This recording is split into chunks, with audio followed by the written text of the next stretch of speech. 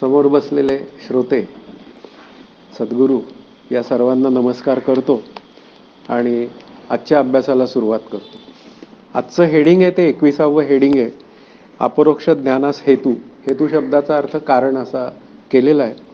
आणि समर्थांनी एक आपल्यापुढे असा एक विषय मांडला आहे की या विचारसागरच्या निमित्ताने किंवा दासबोध ग्रंथाच्या निमित्ताने साधन हे घडलं पाहिजे. म्हणजे आपलं चिंतन जे आहे ते कायम साधनाभिमुख असलं पाहिजे.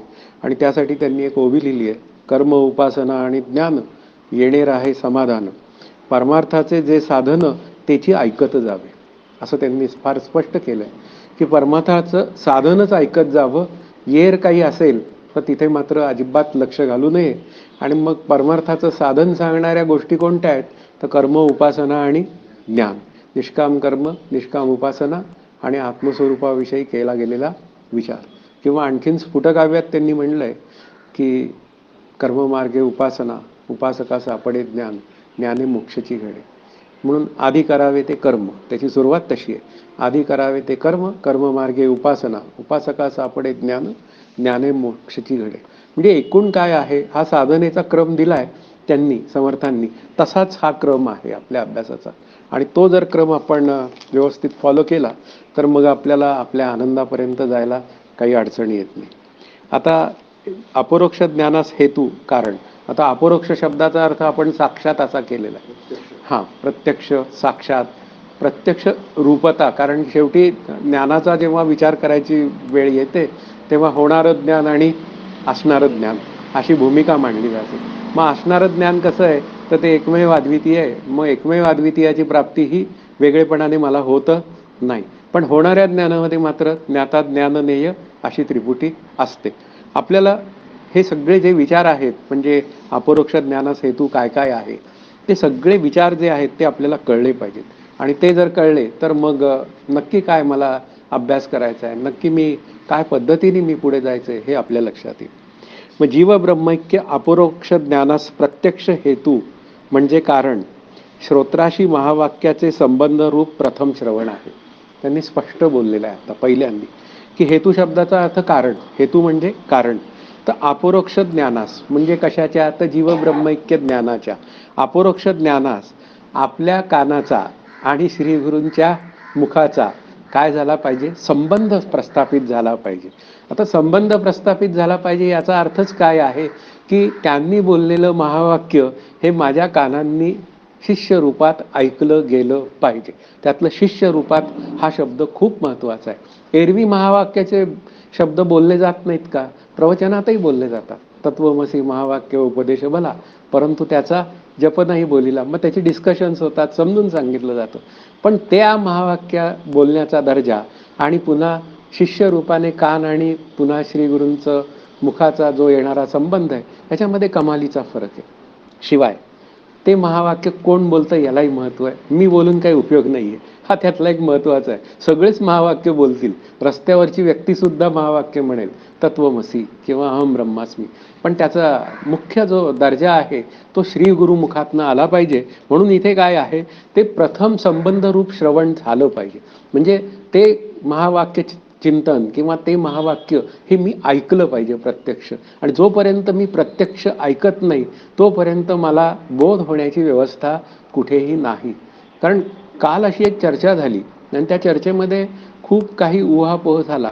तो समाधीचा अनुग्रह आणि पुन्हा श्रीगुरु म्हणजे देहासहित असलेल्या श्रीगुरूंचा अनुग्रह याच्यामध्ये खूप काही मोठी बोलणी झाली. पण त्यामध्ये एक लक्षात घ्या की जर का गोंदवलेकर महाराजांना समाधीचा अनुग्रह घ्या असं सांगायचं असतं तर त्यांनी कुठेतरी ते लिहिलं असतं. हा त्यातला महत्वाचा भाग आहे.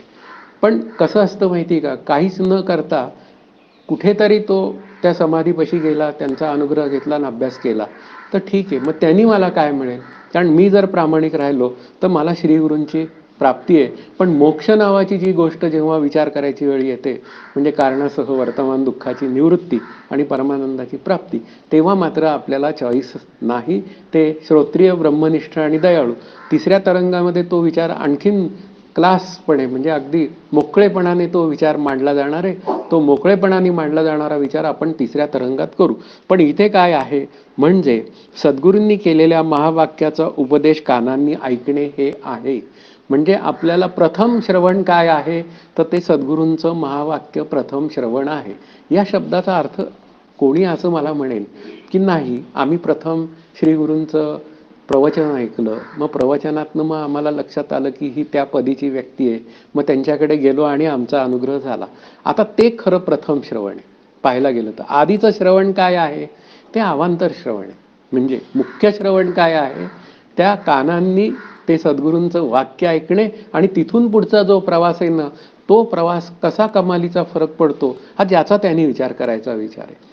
म्हणजे आपल्या साधनेला गती जर प्राप्त करून घ्यायची असेल तर ती सद्गुरू शिवाय गती नाही. म्हणून समर्थ म्हणतात सद्गुरूहून देव मोठा जयास वाटे तो करंटा. असा तो विषय आपल्याला कळला पाहिजे. म्हणून इथे काय आहे ते कानांनी ऐकलं गेलं पाहिजे. मग आता पुढे असं म्हणतायत वेदांत वाक्य दोन प्रकारची आहेत. म्हणजे याचा अर्थ काय आहे ती वेदांत वाक्य ही दोन पद्धतीने बोलली जातात आणि मग ती दोन पद्धतीने बोलली जात असतील तर त्या दोन पद्धती कोणत्या आणि त्या दोन पद्धती जर मला समजल्या तर प्रत्येक पद्धतीचं मूल्य आणि मर्यादा ही मला लक्षात येते. आणि ती जर लक्षात आली तर मी माझा अभ्यास खूप फास्टली म्हणजे पाहिजे त्या स्पीडनी मी माझा अभ्यास करू शकतो. हा आपल्या अभ्यासाचा खरा हेतू आहे. मग त्या असं हां प्रश्न असतील तर तुम्ही मला लगेचच मध्ये थांबवायचं. त्याच्यामध्ये काही अडचण नावाची गोष्ट नाही आहे. हां हां संबंध रूप म्हणजे तिथे संबंध आहे श्री गुरु आणि शिष्याचा संबंध आहे.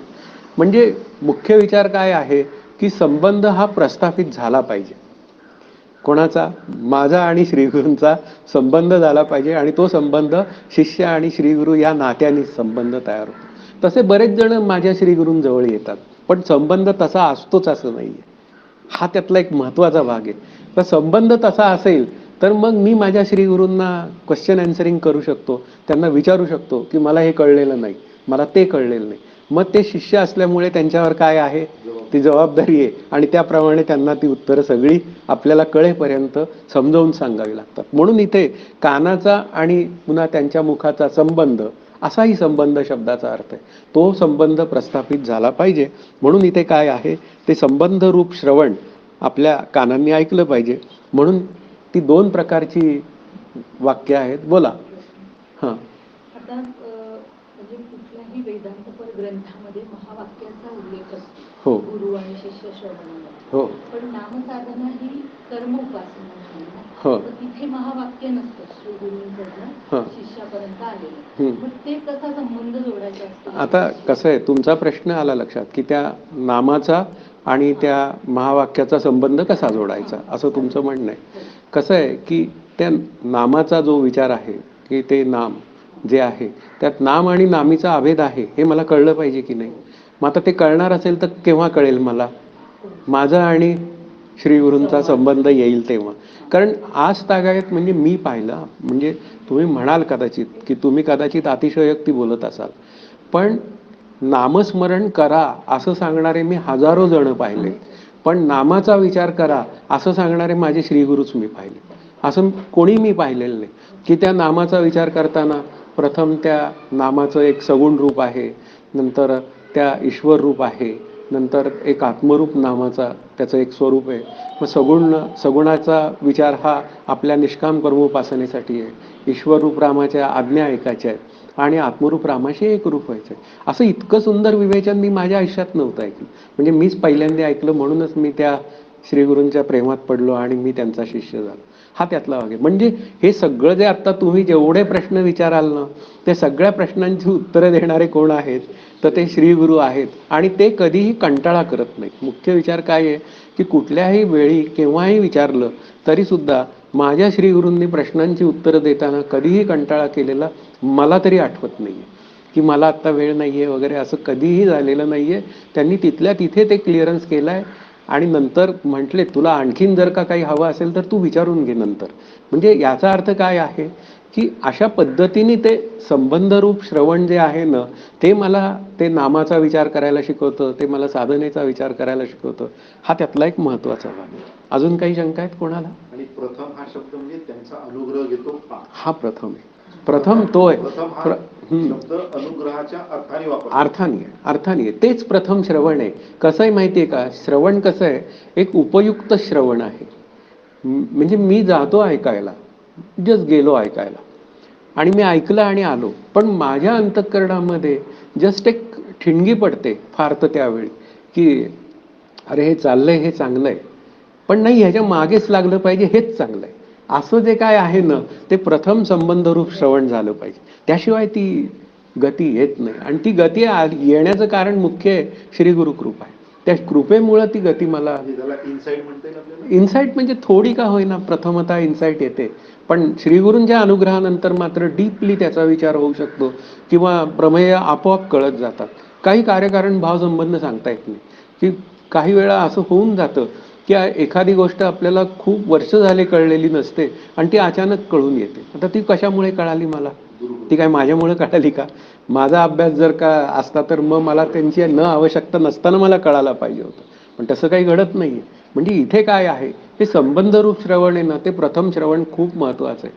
खरं म्हणजे शिष्य होणं हेच खरं आहे. म्हणजे कुठेही जा तुम्ही, एखादं वाद्य शिकायला गेला ना की शिष्यच पहिलं व्हावं लागतं. मग इथे काय अडचण आहे, ठीक आहे बाबा, काय म्हणूया त्याला, तपासून बघितलं की ते श्रोत्रिय ब्रह्मनिष्ठ दयाळू आहेत की नाही, मग आहेत एकदा लक्षात आलं की मग आपण त्यांचा अनुग्रह घ्यायला काहीच अडचण नाही. म्हणजे संबंध म्हणजे गुरु शिष्य संबंध आहे, गुरु शिष्य संबंध. हा, तर गुरु, मग ते यांनी म्हटलंय ना, तुम्ही दासबोधाची सुरुवातच आहे गुरु शिष्याचा संवाद, असं त्यांनी म्हटलंय.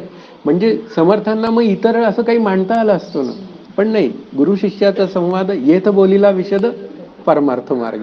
कारण गुरु शिष्याच्या संवादामध्ये परमार्थाशिवाय दुसरी चर्चा नसते, आणि ती असेल तर असं ते. मग मी शिष्याच्या बाजूने मी चुकलेलो आहे, असा आहे तो विचार. आपल्याला फार पक्क राहायला पाहिजे. इथे जे प्रथम श्रवण सांगितलेलं ते अनुग्रह आहे. अनुग्रह आहे. अनुग्रहाच्या वेळेस श्री गुरु तत्वमसीचं चिंतन सांगतात, ते प्रथम. खूप वेळा ऐकतो वाचतो, पण जेव्हा श्री गुरु तत्वमसी हा उपदेश मला करतात तेव्हा मला तो जास्त पटतो, त्याच्यावर श्रद्धा माझी तिथे तेव्हा हे होते आणि मग अभ्यासातून ते विकसित होतं, आपला क्रमविकास होतो. तसा तो विचार. म्हणून ते प्रथम श्रवण ते आहे.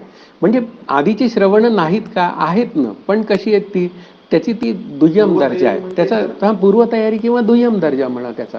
पण जेव्हा आपण ह्याच्यावर येतो, श्री गुरूंचा शिष्य होतो, तेव्हा मात्र त्याचा तो कायापालट जो असतो अभ्यासाचा, तो मात्र ड्रास्टिक असतो, तो बदलून जातो.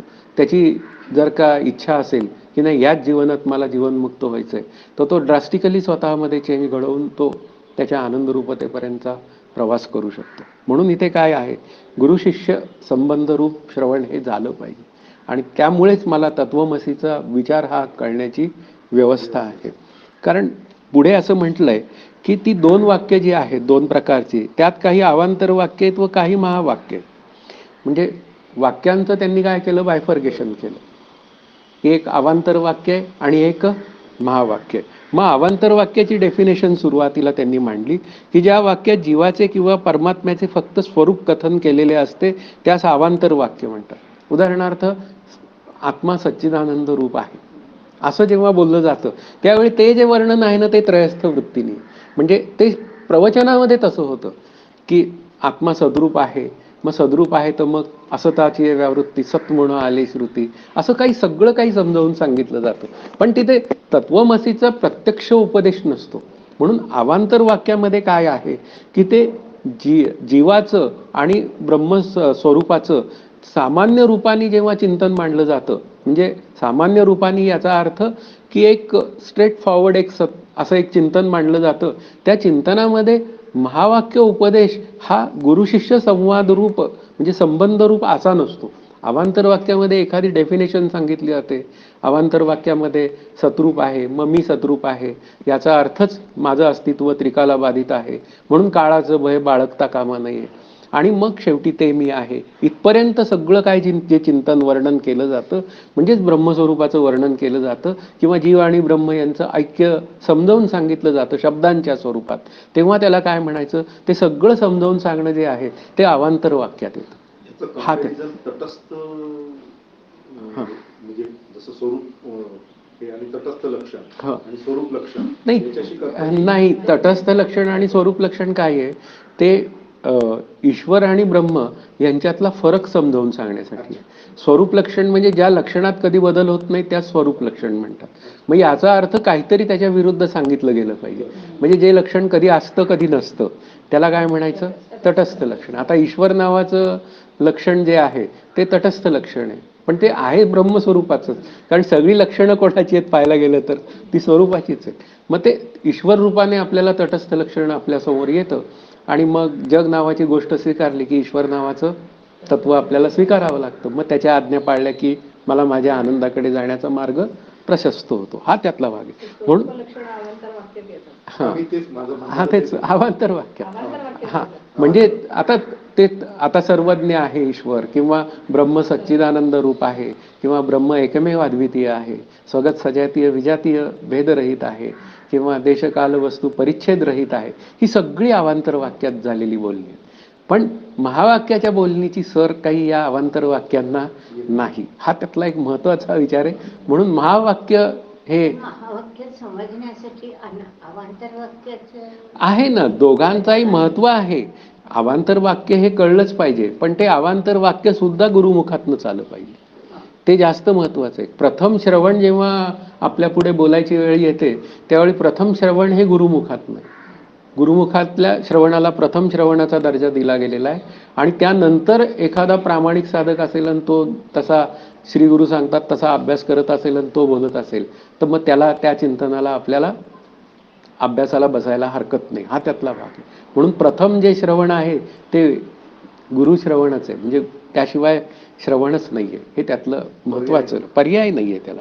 4 महावाक्य झाली. हो हो आणि ती समजण्यासाठी अवांतर वाक्याचा अभ्यास करावा लागेल. हा गरजेचं आहे. हो, महावाक्यांचा विचार करण्यासाठी आपल्याला विचार करावा लागेल, पण तो विचार श्री गुरु मुखातनं आला पाहिजे.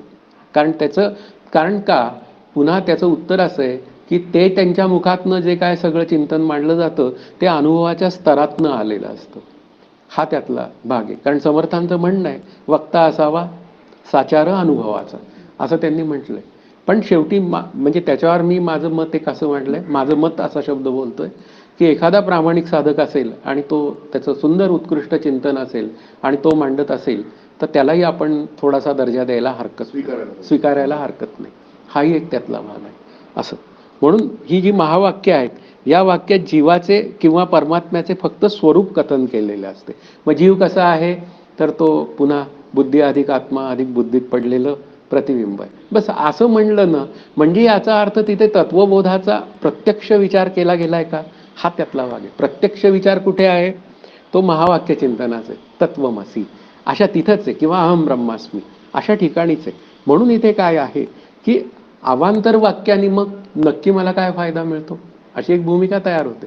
मग अवांतर वाक्याने माझ्या अंतःकरणामध्ये ब्रह्मस्वरूपाविषयी परोक्ष ज्ञान होते. म्हणून अवांतर वाक्याचा उपयोग काय आहे तर शब्दज्ञानाच्या स्तरावर मला ब्रह्मस्वरूपाचं ज्ञान होतं. म्हणून त्याचा शब्दज्ञानाच्या स्तरावर त्याच्या अस्तित्वाचा मला बोध होतो. म्हणजे शेवटी ती आवरण आहेत ना, असत्वापादक आहे, अनानंदापादक आहे, अभानापादक आहे. मग त्यातलं असत्वापादक जे आहे म्हणजे ब्रह्मस्वरूपाचं असणं किंवा नसणं याविषयी जो मला संशय असतो ना तो ह्या अवांतर वाक्याच्या अभ्यासाने तो संशय निघून जातो की अरे ब्रह्मस्वरूप नावाची गोष्ट असणं शक्य आहे, ती संतांच्या अनुभवाचा विषय आहे, माझ्या श्री गुरुच्या अनुभवाचा विषय आहे आणि तो अनुभव मला येण्याची एक व्यवस्था आहे. असं मग काही एक भाग जो आहे तो अवांतर वाक्याच्या निमित्ताने आपल्याला पक्का असं म्हणता येईल अवांतर वाक्याचा उपयोग विक्षेप जाण्यासाठी होऊ शकतो. आता विक्षेप शब्दाचा अर्थ चंचलता आहे आणि चंचलता ही पुन्हा उपासनेने जाते. हा त्यातला भाग आहे. मग आता उपासनेमध्ये श्रवण नावाची गोष्ट आहे, त्यातला भाग आहे. श्रवण मनन हे उपासनेमध्ये आलेलं आहे आणि पुन्हा निष्काम कर्मोपासना हा त्या किंवा ध्यान पण आहे, असे ते विचार आहेत. म्हणून इथे काय आहे की ती अवांतर वाक्यामध्ये काय आहे तर ते कथन आहे. मुख्य काय आहे, अवांतर वाक्याने होणारा बोध आणि महावाक्याने होणारा बोध ह्या दोघांची आपल्या पुढे एक कंपॅरिझन झाली पाहिजे. ती कंपॅरिझन झाली की मग काही अडचण उरणार नाही. म्हणून इथे काय आहे की मला ब्रह्मस्वरूपाचं परोक्ष ज्ञान हे अवांतर वाक्याच्या सहाय्याने होऊ शकेल. यात काही शंका आहे का? आणि अपरोक्ष ज्ञान हे मात्र मग पुन्हा महावाक्य चिंतनानेच होणार. टायटल हेच हा, अपरोक्ष ज्ञानाच हेतू. मग त्याचं कारणच ते आहे की तिथे मात्र महावाक्य चिंतन घडलं पाहिजे. पण ते चिंतन घडायच्या आधीच पुन्हा श्रोत्र म्हणजे माझ्या कानाचा आणि श्रीगुरूंच्या मुखाचा संबंध आला पाहिजे. हे सगळी क्वालिफाईंग मॅटर आहेत. नाहीतर मग त्यांनी म्हटलं नसतं ना ओवीमध्ये, काना वचनाची या भेटी सरिसाची पै किरीटी वस्तू होऊनी उठी कवणू एकच. माऊलींनी काना वचनाची या भेटी हा शब्द बोललाच कशाला? त्याचं कारणच ते आहे की तो बोध जो आहे तो या सद्गुरू शिष्य रूपात जेव्हा करतात तेव्हा तो कानावचनाच्या या भेटीचाच प्रसंग असतो. आणि ती भेट अशा पद्धतीने इथे महावाक्याच्या निमित्ताने होते. आणि ती होणं प्रत्येकाच्या आयुष्यात गरजेचं आहे जर त्याला ह्या जीवनात मुक्त व्हायचं असेल. कारण होतं काय माहिती आहे का की खूप काही केलं जातं परमार्थाच्या नावाने. म्हणजे हे अवांतर वाक्याच्या भागात असतं. म्हणजे अवांतर वाक्याच्या अनुषंगाने खूप केलं जातं. मान्य असतं मला की ते प्रामाणिक असतात खूप. अतिशय काही प्रामाणिक लोक आपल्याला सापडतील की गोंदवलेकर महाराजांचे शिष्य आहेत किंवा सज्जनगडला जाणार आहेत आणि निर्मळ मन आहे त्यांचं. अंतःकरणही शांत झालेलं आहे कारण उपासनाही थोडी थोडी करताय तुम्ही. पण तिथे जीवब्रह्मैक्य ज्ञानाची ठिणगी पडलेली नसते. म्हणजे हेची देही हेची डोळा भोगमुक्तीचा सोहळा हा विचार तिथे नसतो. मग त्यांचं काय होणार? मग ते फार तर क्रममुक्त होते. हा त्यातला भाग आहे की ते पुढच्या जन्मा म्हणजे न पावता ते लोकात जातील आणि ते क्रममुक्त होतील. मग या अपरोक्ष ज्ञानाने नक्की काय होणार? म्हणजे महावाक्य चिंतनाने नक्की काय होणार? तर तो जीवनमुक्त होणार. हा त्यातला भाग आहे. कारण काय आहे प्रयोजनाचा विचार काय आहे? मुख्य प्रयोजनाचा जेव्हा विचार करायची वेळ येते तेव्हा प्रयोजन काय सांगितलेलं आहे? परमानंदाची प्राप्ती. हा, मग परमानंदाची प्राप्ती हेची देही हेची डोळा ही जी भूमिका आहे ती महावाक्य चिंतनात आहे. ती दुसऱ्या कुठल्याही चिंतनात नाही. हा त्यातला एक महत्वाचा भाग आहे. अजून काही विचारायचं आहे? हा, आता हा अवांतर वाक्य जीव आणि ब्रह्म यांचं ऐक्य प्रतिपादन करणारी असतात. आता आणि ज्या वाक्यात जीव परमात्म्याची एकता प्रतिपादन केलेली असते त्याला महावाक्य म्हणतात. आता जीव आणि ब्रह्म यांची ऐक्यता प्रतिपादन फक्त 4 ठिकाणी अगदी स्पेशली केली गेलेली आहे. तत्वमसी, ते तू आहेस, अहम ब्रह्मास्मी, मी ते आहे. अगदी नेहमीचं जे 2 वाक्य जी आहेत पॉप्युलर म्हणूया किंवा अत्यंत विचारार्थ जी घेतलेली जातात म्हणजे किंवा अयमात्मा किंवा प्रज्ञानम ब्रह्म ही विशेष रूपाने एवढी हे नाही केली जात डिस्कस. पण जेव्हा श्रीगुरु आपल्याला अनुग्रह देतात आणि आपल्या मस्तकावर म्हणजे डोक्यावर हात ठेवतात तेव्हा ते काय म्हणतात? तत्वमसी. आणि आतमध्ये ती प्रक्रिया सांगताना मला काय म्हणतात? अहम ब्रह्मास्मी म्हणायचं. म्हणजे याचा अर्थ काय? ते तू आहेस. मी नाही म्हणायचं तत्वमसी, नाही तर त्यांना ते सांगायचं ते तू आहेस. म्हणजे तसा नाहीये विचार, अहम ब्रह्मास्मी हा विचार आहे. मग अहम ब्रह्मास्मी याच्यामध्ये काय आहे? ती जीवब्रह्माची एकता प्रस्थापित केलेली असते. म्हणून इथं मी लिहिलंय की महावाक्य म्हणजे ज्या वाक्याने जीवब्रह्माचे ऐक्य प्रस्थापित होते. कारण काय आहे की महावाक्याचा श्रीगुरूंच्या मुखातनं आलेल्या शब्दाचा आणि कानाचा जेव्हा संबंध येतो त्यावेळी तो शक्तिपात असतो. तिथे मुख्य विचार तो आहे. आणि त्या शक्तीच्या स्तरावर त्या शिष्याला तिथे क्षणभराचा का होईना तिथे त्याला त्या आनंदाची झलक मिळते. आणि त्या झलकेचा पाठलाग करायचा असतो. ह्या गोष्टी इथेच कळतात, त्या दुसऱ्या कुठेही कळत नाहीत. हा त्यातला एक महत्वाचा भाग आहे. आणि म्हणून या महावाक्याला आप्तवाक्य म्हणण्याची सुद्धा कारण आप्त कोण आहेत? आप्त म्हणजे व्याख्या ज्ञानदेवांनी केली आहे. अहितापासून काढिती हित देवनी वाढविती नाही श्रुती परवती माऊली वडील जगा. म्हणजे ही जी श्रुती माऊली आहे आणि श्रुती माऊलीमध्ये मग श्री गुरु संत सगळे देव वगैरे आले, मग ते माझे आप्त आहेत. माझे आई वडील माझे आप्त नाहीत. कारण ते काय करतात? ते माझं लग्न लावतात आणि पुन्हा संसार करायला लावतात. मला ते मुक्त हो म्हणणारे फार थोडे असतील आई वडील. पण हे आई वडील, नॉर्मल आई वडील सगळं आपल्याला हेच करायला लावतात. म्हणून खरा माझा आप्त कोण आहे? खरा हितकर्ता कोण आहे? तर ते माझे श्री गुरुच आहेत. कारण त्यामुळे माझ्या जीवब्रह्मैक्य ज्ञानाची म्हणजे माझ्या आनंदाची तिथे पूर्णपणे व्यवस्था लागते. म्हणून इथे काय आहे? आपल्याला ते कळलं पाहिजे. आणि आपले खरं हित सांगणारा एकच आप्त आहे, तो म्हणजे श्रीगुरु. व्यावहारिक हितोपदेश देणारे असंख्य आहेत, पण ते कसे आहेत? ते असेच आहेत. मग त्याला तुम्ही म्हणाल की काही प्रमाण आहे का? हा आमचे हंसराज स्वामी प्रमाण आहेत.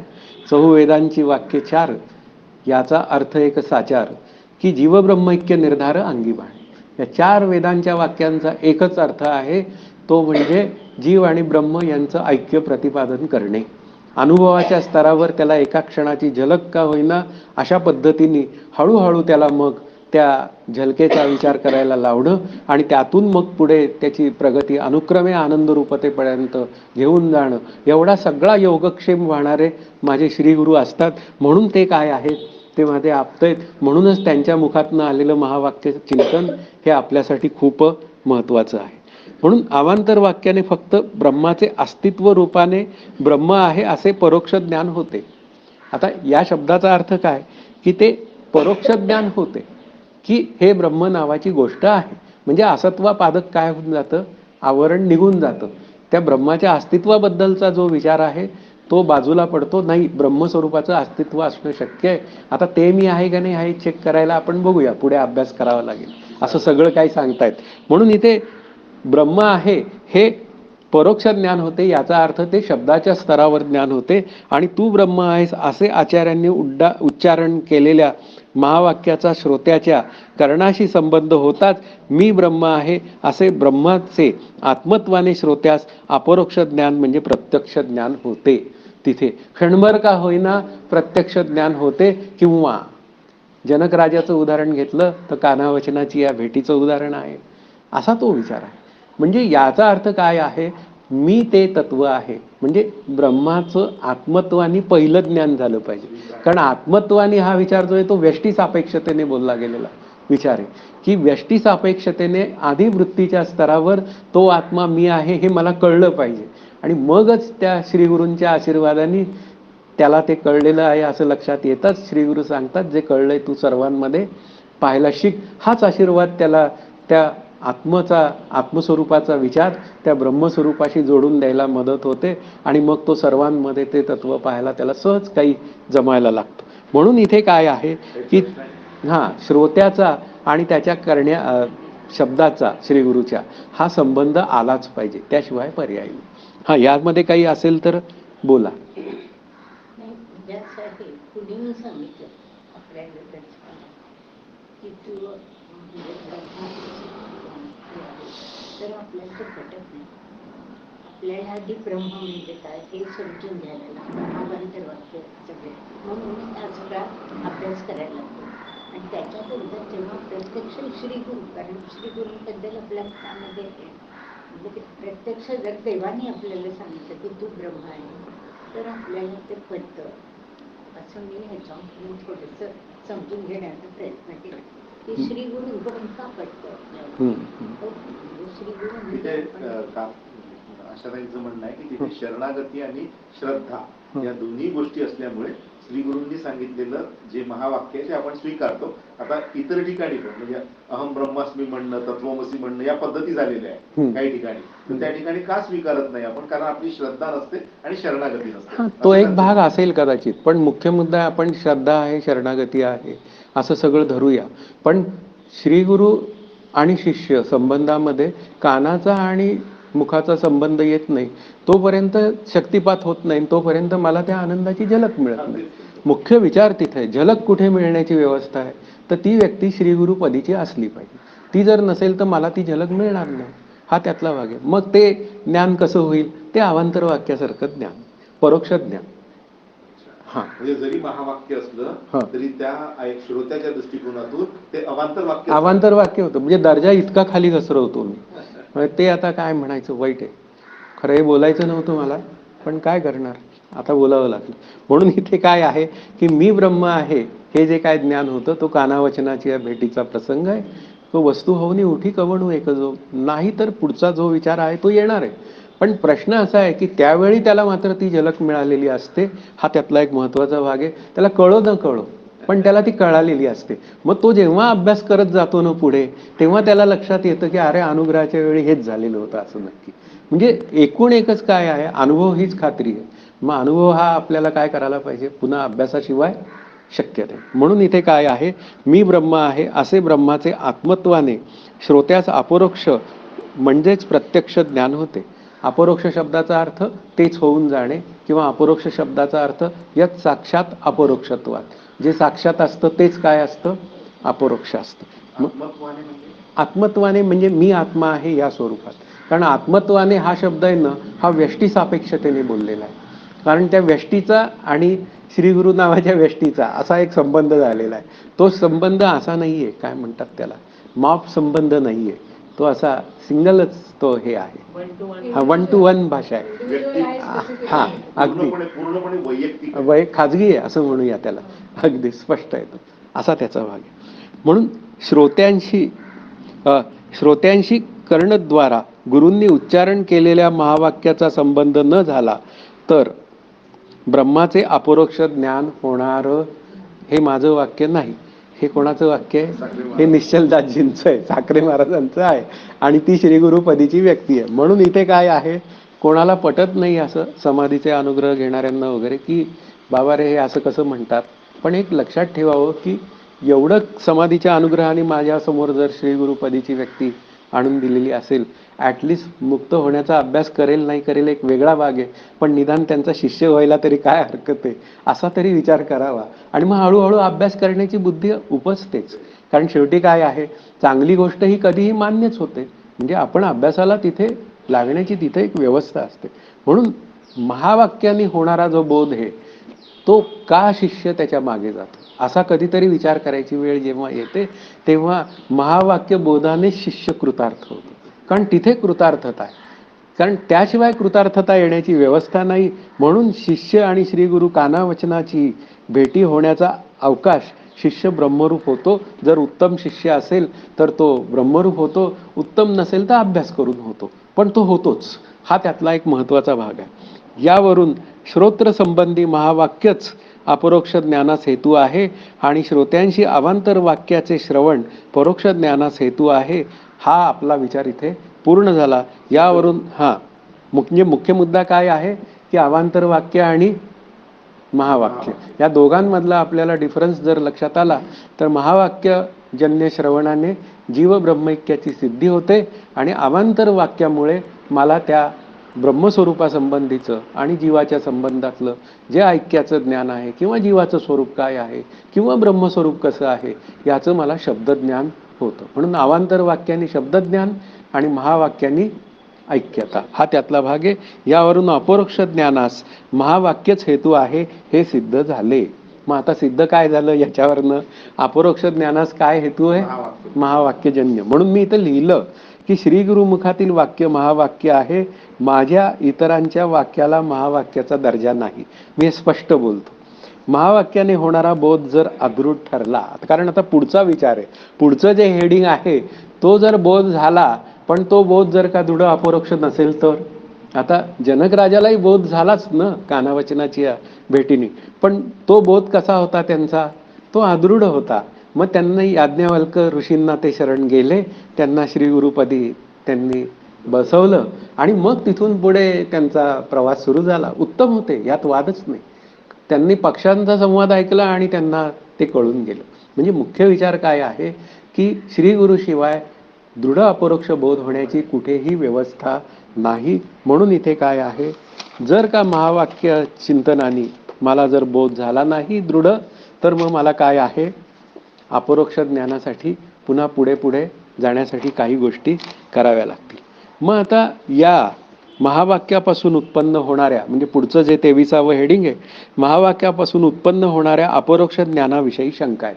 एक मिनिट. हां हां मगाशी असं लिहिलेलं ते माझ्या याच्यामध्ये म्हणजे मी विचारते तर ते काय आता तुमच्या मी ते वाक्य लिहिलं काय हो म्हणजे मी बोलत असेल ते महावाक्य तुम्ही समजू नये. हा श्रीगुरूंनी श्री गुरु मुखातलंच ते महावाक्य आहे. आता तुम्ही असं म्हणू शकता का की जेव्हा तुम्हाला गुरुपदावर बसवलं नाही, ते रामकृष्ण हरी म्हणतो.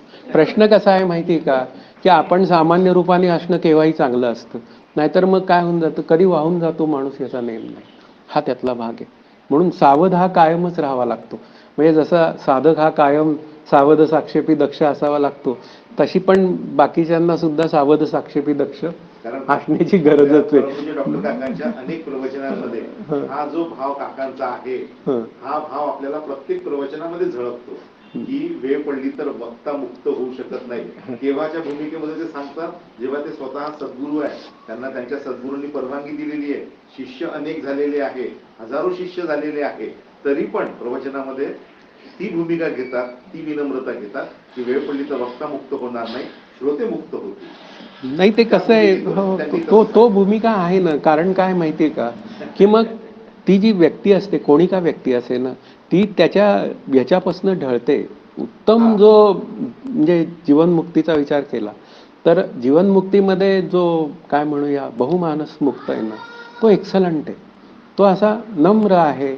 त्यानंतर त्याचं वागणं, सर्वांशी बोलणं वगैरे हे अतिशय सॉफ्टली आहे. समजावून सांगण्याची रीती आहे त्याच्याकडे. या सगळ्या गोष्टींचं त्याच्याकडे आकलन आहे. अदरवाईज काय होतं, मग ते सोनं हे होऊन जातं. फक्त हा, अशा त्यांच्या प्रश्नाचं उत्तर द्यायचा मी प्रयत्न करतो. 24 कॅरेट वरनं ते खाली येऊन जातं. हा त्यातला भाग आहे. उदय काकांकडे जेव्हा एखादा शिष्य अनुग्रहासाठी जातो, जेव्हा ते त्याला अनुग्रह देतात, त्यावेळेला कानावचनाची भेट होते. पण प्रवचन काळी तर ते फार महत्वाचं आहे. कारण जर अनुग्रह पहिला उद्या मी त्यांच्याकडे गेले आणि त्यांनी ही भावना न करता गुरुचीच भावना नाही, त्यावेळेला तीच राहील.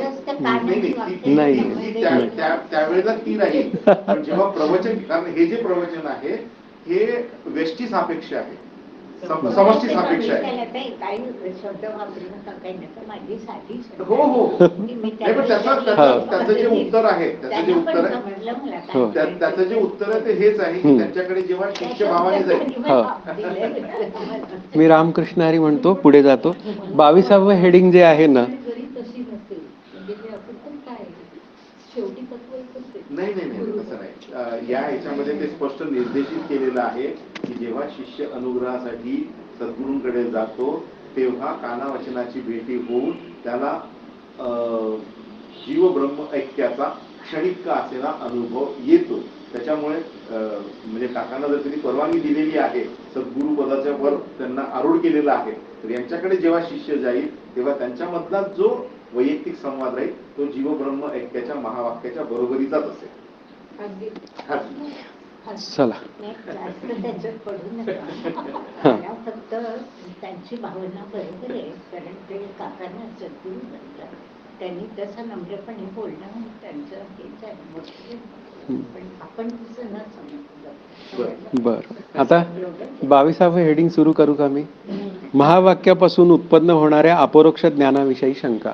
म्हणजे ते जे महावाक्य कानाचा आणि श्री गुरुमुखांचा वचनाचा तो संबंध आहे, पण त्यावर काही शंका आहेत. शिष्याला शंका आलेल्या आहेत की नक्की ते तुम्ही म्हणताय, तर त्याच्यावर माझ्या 3 शंका आहेत असं त्यांनी म्हटलंय. या सगळं वाचण्यातनं 3 शंका मी इथं वेगळ्या मांडलेल्या आहेत. या आधी वाचूया आणि मग त्यानंतर या 3 शंका कोणत्या आहेत तो बोध होईलच आपल्याला.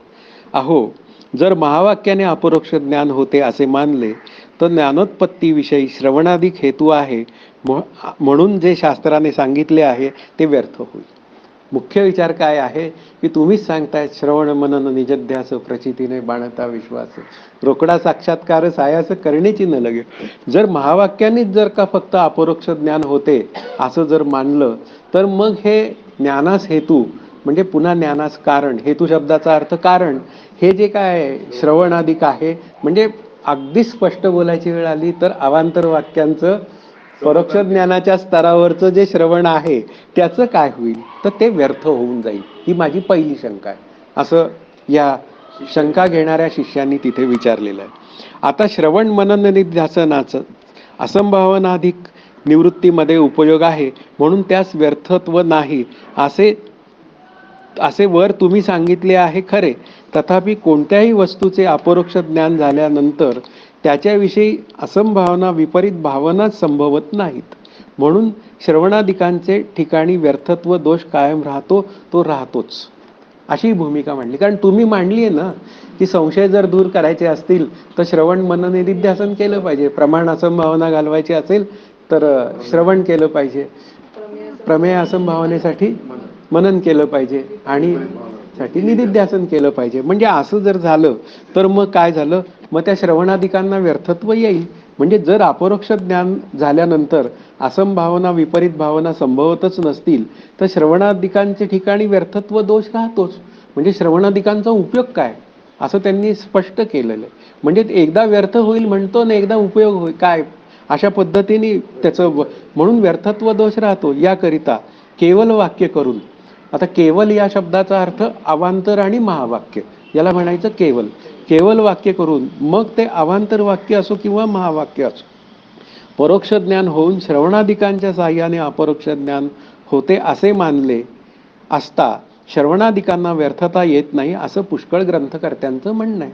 म्हणजे या दोन्ही अवांतर वाक्य आणि पुन्हा महावाक्य या दोघांनाही व्यर्थता येऊ नये असं जर का वाटत असेल तर त्यासाठी पुन्हा आपल्याला ते महावाक्य चिंतन बळकट करण्यासाठी आपल्याला श्रवण करण्याची आवश्यकता आहे. म्हणजे याचा अर्थ काय आहे, श्रवणाच्या ठिकाणी व्यर्थता नाही असं काही पुष्कळ ग्रंथकर्त्यांनी मांडलंय. तर नक्की मग आम्ही काय घ्यायचा विचार, अशा पद्धतीने आता प्रश्न त्यांनी विचारलेला आहे. आणि त्या प्रश्नाचा विचार जो आहे तो एका गोष्टीच्या निमित्ताने त्यांनी सांगितलेला आहे. आणि ती गोष्ट सांगायची मी आधी हे वाक्य वाचायचं असं माझ्या पुढे एक संभ्रम तयार झालेला आहे. पण काही झालं तरी कुठेतरी त्या गोष्टीचा जो विचार आहे ना तो आधी केलेला केव्हाही चांगला. तर आधी गोष्टीचा विचार करूया आणि मग या 23वे हेडिंग जे आहे सिद्धांतमती केवळ महावाक्य श्रवणापासून अपरोक्ष ज्ञान व श्रवणाधिकास सार्थकता असं दोन्ही मांडलेले विषय आहेत. आणि ते दोन्ही विषय आपल्याला कळले पाहिजे. आता ती गोष्ट जी आहे ना ती अशी आहे की 10 पुरुष प्रवासात निघाले असता मध्ये एक नदी लागली. मुख्य मुद्दा काय आहे की पूर्वीच्या काळी प्रवास काही बस वगैरे असं काही नव्हतं. मग तिथे त्यांना काय झालं, त्या 10 जणांना नदी लागली. ती उतरून पलीकडे गेल्यावर आपण 10 जण अलीकडे आलो किंवा नाही हे पाहण्याकरिता एक जण मंडळी मोजू लागला. कारण शेवटी ती पाण्यातनं पोहून गेली. आणि पाण्यातनं पोहून गेल्यानंतर की बाबा रे तो प्रवाह खूप मोठा आणि हे होता खूप, तर त्यातून काही कोणी वाहून गेलं नाही ना. मग आल्या इथे सगळे आले का, आपण नेहमी असं करतोच ना की जरी आपण बसनी प्रवासाला निघालो 10-20 मंडळी तरी पण शेवटी जो जबाबदार व्यक्ती असते ती काय म्हणते, अरे सगळे आले का, मगच डबल बेल दिली जाते आणि गाडी पुढे निघून जाते. हा त्यातला एक महत्त्वाचा भाग आहे. तसंच मग काय आहे की मोजून मंडळी पाहायला लागली. आता मोजून झाल्यानंतर आपणास सोडून बाकीच्या 9 त्याने मोजल्यावर 10वा नाही असा त्याचा निश्चय झाला व त्याने इतरास सांगितले. आणि त्यांनी मोजली. मोजताना काय केलं, 1 2 3 4 असे त्यांनी 9 मोजले. आणि 9 मोजल्यावर तो काय म्हणाला, 10वा काही कुठे दिसत नाही. म्हणजे त्यांनी सांगितलं की बाबा रे 10वा काही दिसत नाही. इतर सर्वांनी जरा कन्फर्मेशन घेण्याचा प्रयत्न केला, त्यांनी मोजली पण प्रत्येकाने आपणास सोडूनच मोजले. मोजल्यामुळे सगळ्यांचा समज झाला की आपण 9 इकडे आलो दुसऱ्या तीराला आणि 10वा काय झाला, गेला. 10वा बुडून मेला. अगदी स्पष्ट भाषा झाली तयार. असा निश्चय करून सर्व शोक करून लागले. या 10वा नाही व भान होत नाही ही असंभावना होय. आता 10वा नाही आणि पुन्हा काय आहे, त्याचं भान मला होत नाही. ब्रह्म नाही आणि त्याचं मला भान होत नाही. कारण माझी भान होण्याची प्रक्रिया काय आहे, मला वेगळेपणाने सगळं कळलं पाहिजे. अशा पद्धतीने भान होत नाही. आणि मग पुन्हा काय आहे, तो मेल्याचा निश्चय झाला. मग याचा भान होत नाही याला काय म्हणायचं, विपरीत भावना. आलं लक्षात. आता विपरीत भावना आपण देहालाच आत्मा म्हणणारे काय आहेत ते विपरीत भावनेचं लक्षण आहे. शेवटी आपल्याला पुन्हा सिद्धांतावर हे यावंच लागेल. त्याला काही म्हणजे आपल्याला पर्याय नाहीये. म्हणून आता मग काय झालं, तिथून एक जवळनं एक पुरुष जात होता. कारण हे सगळे शोक करणारे पाहिल्यावर साहजिकच विचारतो काय झालं म्हणून. आणि त्या ह्याच्यातनं त्या त्रयस्थ पुरुषाने सर्व हकीकत त्यांच्याकडनं ऐकून घेतली. आणि त्याने पहिल्यांदा काय केलं तर त्यांनी सर्वांना मोजलं. आणि मोजून काय आहे, त्यांनी पहिल्यांदा सांगितलं की बाबा 10 जण आहेत. अशा पहिल्यांदा 10 जण आहेत ही त्यांनी ॲश्युरन्स दिला. हा हे की 10 जण आहेत असं म्हणल्यानंतर 10वा आहे हे वाक्य ऐकून दशमाचे म्हणजे 10व्याचे अस्तित्वाबद्दल सर्वांना परोक्ष ज्ञान झाले. 10 जण आहेत असं म्हणल्यावर पहिलं जे ज्ञान झालेलं आहे ना ते शाब्दिक स्तरावर झालेलं आहे. कारण अजून काय झालेलं आहे, मोजणी झालेली नाहीये. मोजणी झालेली नाहीये. मग हे जे ज्ञान झालं की 10 जण शिल्लक आहेत, कोणी बुडालेलं नाही. मग अशा पद्धतीने ते परोक्ष ज्ञान झाले.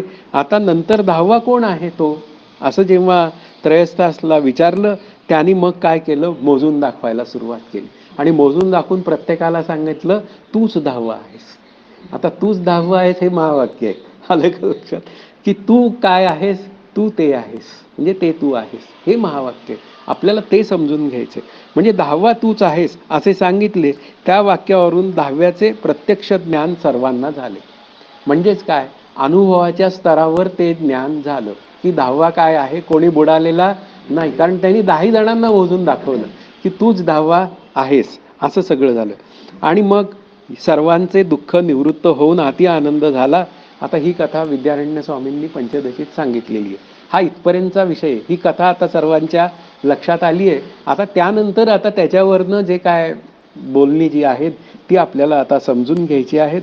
म्हणून इथे पहिल्यांदाच बोलताना हे पूर्वपक्षीचे म्हणणे बरोबर नाही.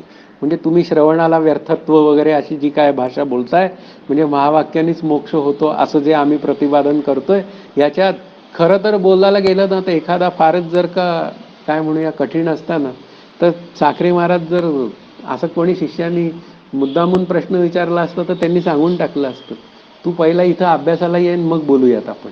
म्हणजे अशा पद्धतीने नाही विचारायचं, आधी अभ्यास करायचा आणि मग विचारायचं.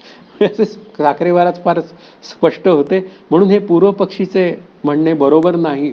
कारण शब्दाचा स्वभावच आहे की तो व्यवहित म्हणजे दूर देशाच्या तसेच भूत किंवा भविष्यकालाच्या वस्तूचे परोक्ष ज्ञानच करून देतो.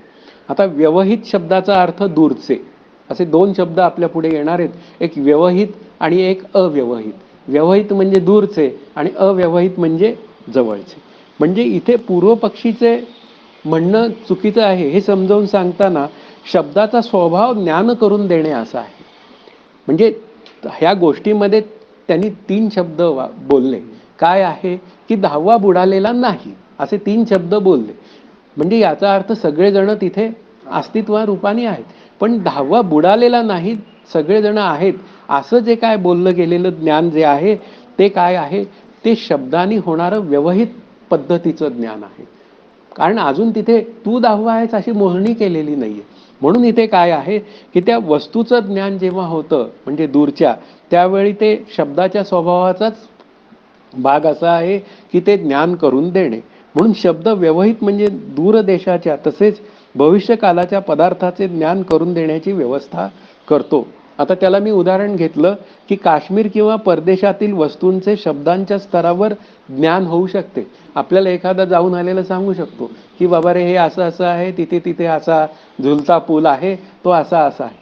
किंवा आणखीनच जर का पक्क उदाहरण द्यायचं झालं अध्यात्माच्या अभ्यासातलं, तर ज्याप्रमाणे व्यवहित स्वर्गस्थ इंद्रादी देवांचे शास्त्ररूपी शब्दाने परोक्ष ज्ञानच होते. म्हणजे आपल्या पुढे सांगतात की असे असे लोक आहेत, विष्णू लोक आहे, इंद्र लोक आहे. आता हे लोक जे आहेत हे लोक कसे आहेत हे मला कळले. मग कळले तर कसे कळले, तर ते शब्दांच्या स्तरावरच मला कळलेले आहेत. म्हणून शब्दांचा स्वभावच आहे.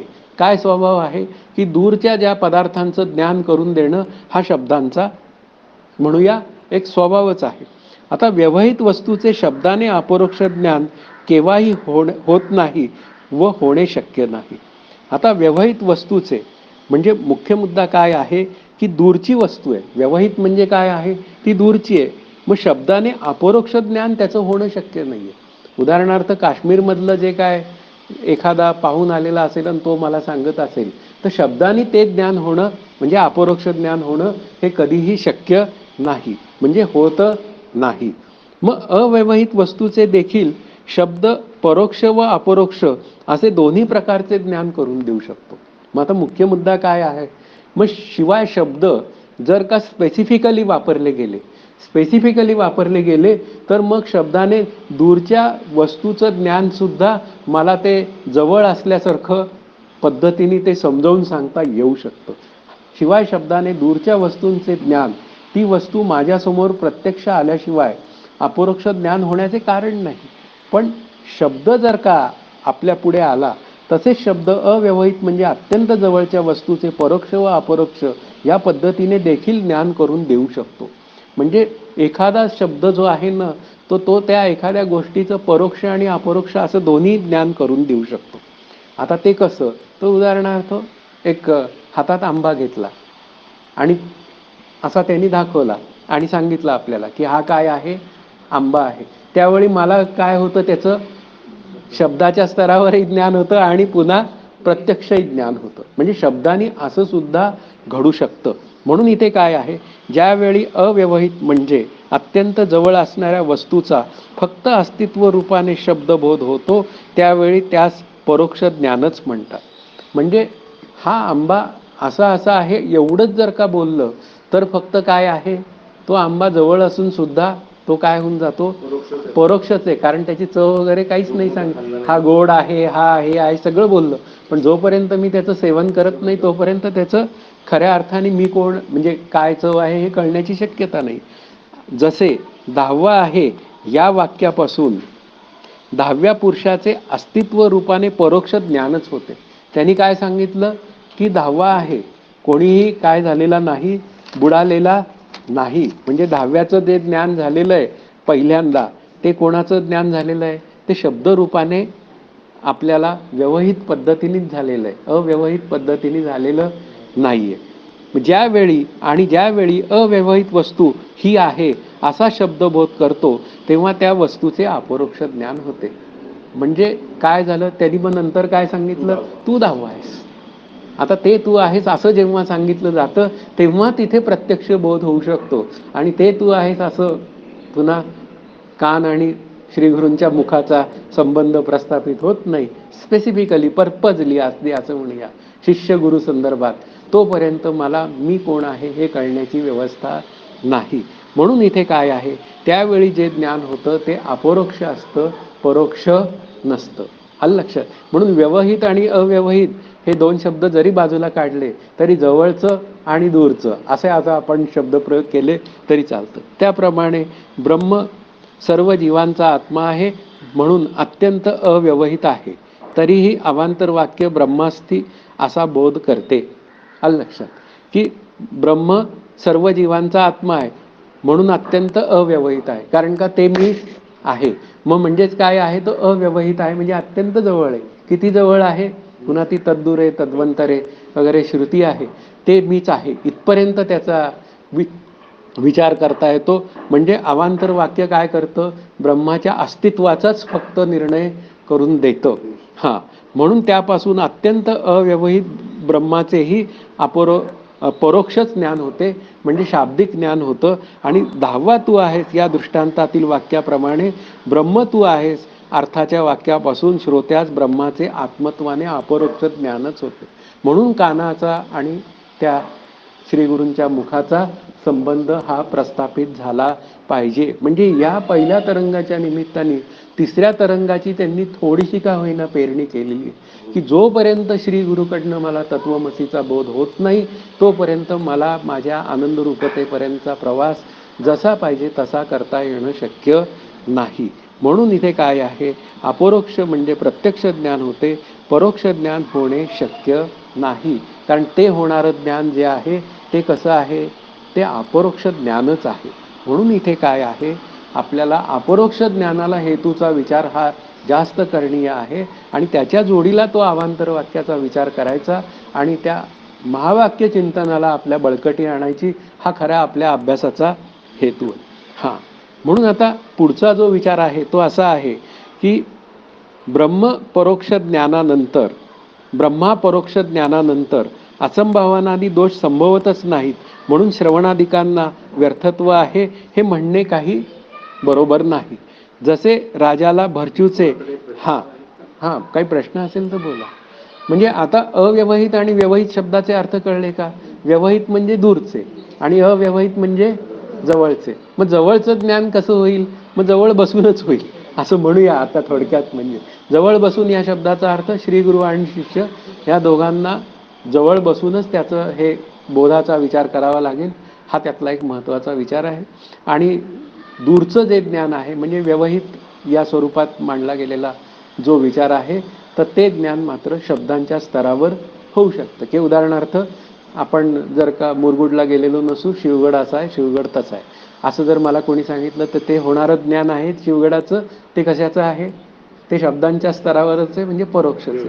पण आता मी प्रत्यक्ष तिथं गेलो आणि मी ते सर्व पाहिलं, आणि पाहिल्याबरोबर ते काय झालं, ते शब्दांच्या स्तरावर ज्ञान राहिलं नाही, ते माझं काय झालं, अनुभवाच्या स्तरावर गेलं. म्हणजे याचा अर्थ काय झाला, ते अव्यवहित झाल्याशिवाय, म्हणजे मी तिथे जवळ गेल्याशिवाय तो तसा विचार होण्याचा संबंध नाही. म्हणून कानाचा आणि पुन्हा श्रीगुरूंच्या मुखाचा हा संबंध शिष्य गुरु संदर्भात आलाच पाहिजे. कारण शिष्य आणि श्रीगुरु हा शब्दही तेवढाच महत्वाचा आहे. हा तो आला पाहिजे, हा त्यातला एक भाग आहे. मग आता काय झालं, जसे भरचूला, आता त्या भरचू राजाची जी गोष्ट आहे ती आपल्याला आधी ऐकूया आणि मग त्या आपण पॅरेग्राफला रीड करूया. आज थोडंसं 5-10 मिनिटं जास्त झालं तर काही अडचण नाही ना, कारण मग हा टॉपिक आपण 23 पूर्ण करूया. पण त्यासाठी भरचूची गोष्ट ऐकावी लागेल, हा त्यातला भाग आहे. एका राजाचा भरचू नावाचा प्रधान असून त्याचवर राजाचे फार प्रेम होते, कारण तो अतिशय प्रामाणिक होता. तो भरचू जो होता तो अतिशय प्रामाणिक होता आणि राजाची कामं तो सगळी काही व्यवस्थित करायचा. म्हणजे खऱ्या अर्थाने तो प्रधान नावाची गोष्ट शोभत होता. हे इतरास सहन न होऊन त्यांनी एक खोटे बंड उपस्थित केले. पण काय असतं, जिथे चांगलेपणा असतो तिथे नेहमी पुन्हा त्याची दुसरी बाजू वागणारी लोक असतात. मग त्यांनी जे काय इतर जी काय मंडळी होती त्याच्याजवळची, त्यांनी एक खोटं बंड केलं आणि त्या बंडाचे नाशार्थ राजाने सभा भरवली असता सर्वांनी भरचूस पाठवावे अशी विनंती केल्यावरून राजाज्ञेने भरचू बंड मोडण्यास गेल्यावर त्यास इतर लोकांनी ठार मारले. फार मारले, ठार नाही फार मारले. म्हणजे काय केलं, मग त्या बंडाचं शमन झालं पाहिजे. मग राजा पुढे असं काही या लोकांनी बनाव रचला की यासाठी भरचूलाच पाठवलं पाहिजे. आणि भरचू मग तिथं गेला आणि भरचू तिथं गेल्यानंतर भरचूला काय केलं, फार मारलं तिथे. आणि मारल्यामुळे त्या भरचूला, म्हणजे त्यामुळे त्यास वैराग्य उत्पन्न होऊन तो तपश्चर्येकरिता वनात गेला.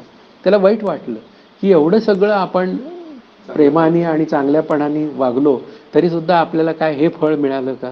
त्याच्यापेक्षा या इकडे राजाकडे जायलाच नको, राजासमोर उभं राहायलाच नको आणि राहायलाच नको. मग तो काय झाला, त्याला वैराग्य उत्पन्न झालं या प्रधान पदाविषयी आणि तो कुठे गेला, वनात गेला.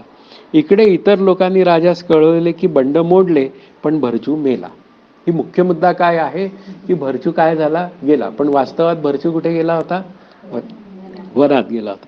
त्यामुळे राजाचे मनावर भरचू मेल्याचा संस्कार झाला की भरचू नावाची व्यक्ती काय झाली, आपली प्रधान गेलेली आहे. नंतर इतर लोकांस असे वाटले की राजा शिकारीला जाऊन भरचूस प्रत्यक्ष पाहिल तर आपण खोटे ठरू. यास उपाय म्हणून त्यांनी पुन्हा राजाला असे सांगितले की भरचू भूत झालाय. म्हणजे चुकून जर का भरचू हा वनात दिसला तर भरचू काय झालेला आहे, भूत झालेला आहे आणि तो भूत होऊन आता आपल्या पुढे दिसतोय. हा त्यातला एक महत्वाचा विचार. यामुळे राजाचे मनावर भरचूच्या भूताचाही संस्कार झाला. आधी मेल्याचा संस्कार होता, आता त्यात भूताचा संस्कार केला. नंतर राजा शिकारीस गेला असता त्याने भरचूस प्रत्यक्ष पाहिलेही. भरचूचे प्रत्यक्ष ज्ञान झाले तरी भरचू मेला व भूत झाला या असंभावना व विपरीत भावना राजाच्या मनावर होत्या. संशय झाला ना, तो मेलेला असताना तो आपल्या समोर कसा येईल, मग आलाय तर काय आलाय तो, मग भूत आहे ही विपरीत भावना आहे आणि मेला ही काय आहे, असंभावना आहे. त्यामुळे त्यास आनंद न होता राजा भयभीत होऊन पळून गेला. ही सविस्तर कथा 5व्या तरंगात येईल. जरुरीपुरती इथे दिलेली आहे. 5व्या तरंगात त्याचा विचार आहे, पण 5वा तरंग आपल्याला घ्यायचाच नाहीये. त्यामुळे ही एवढी कथा आपल्याला लक्षात घेतली तर मग पुढचा जो विचार आहे या 23व्या प्रयोजनाचा, म्हणजे तो जो वाक्य जे मांडलेलं आहे की सिद्धांतमती केवळ महावाक्य श्रवणापासून अपरोक्ष ज्ञान व श्रवणाधिकास सार्थकता, म्हणजे श्रवणाधिकांच्या सार्थकतेचा विचार जो आहे तो आपल्या पुढे मांडला जाईल. मग ब्रह्मापरोक्ष ज्ञानानंतर असंभावनादी दोष संभवतच नाही. म्हणजे ब्रह्मस्वरूपाचं जर का अपरोक्ष ज्ञान झालं तर संशय माझ्या अंतःकरणात राहण्याचं काहीच कारण नाही. कारण जोपर्यंत संशय निवृत्त होत नाही तोपर्यंत मला माझ्या आनंदाचा अनुभव येण्याची व्यवस्थाच नाही.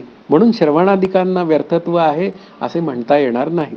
जसे राजाला भरचूचे नेत्राने अपरोक्ष ज्ञान झाले असूनही भरचू मेला व भूत झाला ही विपरीत भावना होतीच ना, प्रत्यक्ष दिसत होता ना, तरी सुद्धा त्याला काय झालं, ही विपरीत भावना होती.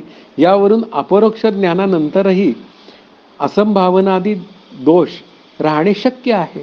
म्हणजे याचा अर्थ काय आहे की आपल्याला जेव्हा बोलायची वेळ येते की गोष्टीचा निष्कर्ष अभ्यासासाठी जर का काढायचा ठरला, जर महावाक्याने जीवब्रह्मैक्य ज्ञान झाले आणि ते जर का अदृढ आणि परिवर्तनीय असेल तर, म्हणजे ते दृढ अपरोक्ष अपरिवर्तनीय नसेल तर, म्हणजे ते जर का अदृढ असेल, म्हणजे इथे वाक्य तेच आहे की अपरोक्ष ज्ञानानंतरही असंभावना राहणे शक्य आहे का, तर ते अपरोक्ष ज्ञान जर का दृढ नसेल, म्हणजे अदृढ असेल तर, म्हणजे याचा अर्थ काय आहे, परिवर्तनीय असेल, म्हणजे त्यात बदल होत असेल, कधी आहे आणि कधी नाही. म्हणून तिसरं लक्षण काय केलंय श्री गुरूंचं, दुसरं लक्षण ब्रह्मनिष्ठ. आणि ब्रह्मनिष्ठामध्ये काय आहे, ब्रह्मस्वरूपाचा सतत अनुभव आहे. ब्रह्मज्ञाने सदा डुल्ल तू, असं ते मांडलेलं आहे. मग जिथे ते तसं नाही तिथे काय आहे, ते कसं आहे, अदृढ आहे आणि परिवर्तनीय आहे. तर अपरोक्ष ज्ञानानंतरही असंभावनादी विपरीत भावना दोष राहणे शक्य आहे. त्याप्रमाणे महावाक्य श्रवणाने जीव ब्रह्मात्मैक्य ज्ञान झाले तरीही मी ब्रह्म नाही, मी मनुष्य आहे, अशा प्रकारची असंभावना विपरीत भावना राहणे शक्य आहे का, तर ते झालेलं ज्ञान दृढ नाही. म्हणून आपल्याला काय आहे, मग आता पुढे तोच मुद्दा तिथे तोच येणार आहे. म्हणून आता काय आहे, अनंत लोक वेदांत महावाक्याचे श्रवण करतात. आता त्यांनी मांडायला सुरुवात केलेली आहे की अनेक महावाक्य श्रवणानंतरही मी ब्रह्म नाही, मी मनुष्य आहे, अशी विपरीत भावना राहणे शक्य आहे का, तर त्याप्रमाणे अनेक प्रकारे शब्दज्ञानाच्या स्तरावर जीवब्रह्मच्या ज्ञानाचा बोध असून सुद्धा देहादिकांची ठिकाणी विपरीत भावना उठू शकते, म्हणजे असू शकते, असे प्रत्यक्ष अनुभवाला येते. अनेक प्रवचनकार खुर्चीवरून उठले की उठल्यावरून ते वाहून जातात, हे आपल्याला असं दिसतं. याचा अर्थ काय झाला, तिथे ते ज्ञान दृढ अपरोक्ष झालेलं नाही, म्हणजे काय आहे, ते अदृढ आहे. हा त्यातला भाग आहे. म्हणून अनंत लोक वेदांत महावाक्याचे श्रवण करतात, त्यापासून त्यांना मी ब्रह्म आहे असा शाब्दबोध होऊनही अनंत पूर्वजन्मांच्या संस्काराने देहादिकाचे ठिकाणी ब्रह्मात्मैक्य ज्ञानाहून विपरीत देहबुद्धी असते. हे अनुभव सिद्ध आहे. म्हणजे सगळ्यांच्या अनुभवाचा विचार आहे की स्थलत्याग होता, सगळ्याची जाते, खुर्चीवर बसणाऱ्याचंही तसं होऊ शकतं. म्हणजे याचा अर्थ काय आहे की इथे जर का ज्ञानरूपता ही दृढ अपरोक्षत्वाने नसेल तर वाहून जाण्याचं आपल्याला लोकही दिसतात, मीही वाहून गेलेलं माझंही मला कळू शकतं. आता ज्यास महावाक्यापासून अपरोक्ष ज्ञान झाल्यावर असंभावना विपरीत भावना नसतील त्या श्रवणाधिकाची जरुरी नाही. स्पष्ट. ज्याचं जीवब्रह्मैक्य ज्ञान सिद्ध झालेलं आहे त्यांनी पुस्तकं बंद करावी आणि रामकृष्ण हरी म्हणत त्यांनी त्याचं जीवन जगलं तरी त्याला काही फरक नाही. हा त्यातला भाग आहे. त्या श्रवणाधिकांची गरज नाही, तो निष्प्रतिबंध ब्रह्मानंदाचा अनुभव घेतो. म्हणजे एकही प्रतिबंध त्याच्या ठिकाणी नाही, कारण ज्ञान कसं आहे, दृढ अपरोक्ष आणि अपरिवर्तनीय. आणि ज्यास वाक्यार्थ ज्ञानानंतर असंभावना विपरीत भावना असतील त्यास ब्रह्मानंद प्राप्त होत नाही. म्हणजे होणारा ब्रह्मानंद कसा आहे, अदृढ आहे, लुकलुकता आहे. हा त्यातला भाग आहे. म्हणून त्याने त्या निवृत्त होण्याकरिता श्रवण मनन करणे आवश्यक आहे. म्हणून श्रवणाधिकांना व्यर्थत्व नाही, हा त्यातला भाग आहे. म्हणून श्रवणाधिकांना व्यर्थत्व घडत नाही हे सिद्ध झाले. या प्रकाराने ज्ञान प्रतिबंध निवृत्तीद्वारा श्रवणादी ज्ञानसाधने आहेत, साक्षात नाही. कारण पूर्वीचं म्हणणं काय आहे, साक्षात साधन कोणतं आहे, तत्वम पदार्थ शोधन, हे साक्षात आहे. मग श्रवणाधिक काय आहे, तर ती तत्वम पदार्थ शोधनाला काय करतात, बळकट करतात. आणि ते शोधन घडतं आणि शोधन घडल्यावरच मी काय होतो, मुक्त होतो. हा त्यातला भाग आहे. म्हणून तत्वम पदार्थ शोधन करण्याशिवाय आपल्याला काहीही पर्याय नाही. म्हणून श्रवणाने मननाने निधिध्यासनाने ज्ञान प्रतिबंध निवृत्त होतात. आलं का लक्षात? ते असंभावना आहे. हा. कारण काय आहे, कारण आत्मज्ञानाचं एकही साधन नाहीये. विचाराला अभ्यास करा विचार करायला गेलं तर ज्ञानरूपतेला कुठलंही साधन नाही. मग साधन सगळं कशाचं आहे? फक्त अज्ञान निवृत्तीचं आहे. मग अज्ञान निवृत्तीसाठी श्रवण मनन आणि निधिध्यासन आपल्याला उपयोग होतं. म्हणून इथे काय आहे? ज्ञान प्रतिबंध दूर होतात, ती साक्षात साधने नव्हेत. मग साक्षात साधन काय? बस आलं लक्षात. म्हणजे माझा अभ्यास जो आहे ना तो कुठे येऊन थांबला पाहिजे? म्हणजे एका स्टेजला मी जर का विचार करायची वेळ आली तर तो तत्वम पदार्थ शोधनाच्या स्तरावर आला पाहिजे. म्हणजे केवळ जी वाक्य आहेत की मी सच्चिदानंद ब्रह्मरूप आहे आणि मग त्या माझ्या मिथ्यात्व निश्चयात जे काय आडवं काही येतं, म्हणजे नको असलेल्या कृती असतील भले, नंतर नको असलेले विचार असतील अंतःकरणाच्या स्तरावरचे, ते सगळे विचार मला दूर करायचे आणि ते मी आहे असं सतत जे काय चिंतन करायचं आणि ते मी आहे अशा आनंदाच्या अंतःकरण वृत्तीत राहायचं. आणि ती अंतःकरण वृत्ती जपता जपता, कारण शेवटी तिला सहजता आली पाहिजे. मग ती सहजता येईपर्यंत आपल्याला मात्र अभ्यास करणीय आहे. हा त्यातला महत्त्वाचा भाग आहे. अशा रीतीने हे आपल्याला श्रवण आणि मननाची ही व्यर्थता नाही. जर मला त्या महावाक्याचा बोध झाल्यानंतरही जर का माझं ज्ञान होणारं म्हणजे आत्मज्ञान अदृढ असेल तर शांतपणे आपला विचार करावा की मी कानावचनाची या भेटीचा नाही. मग आता मला श्रवणाधिकाशिवाय पर्याय नाही. म्हणून श्रवण मनन निधिध्यासन हे मला करणीय आहे. हा आजच्या अभ्यासाचा हेतू. बोला, कोणाला काही विचारायचं?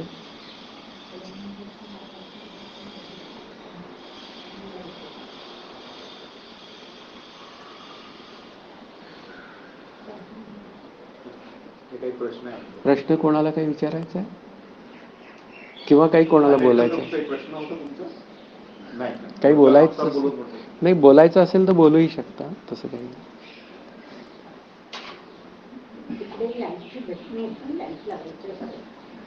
मग हे बंद करायचं का मी?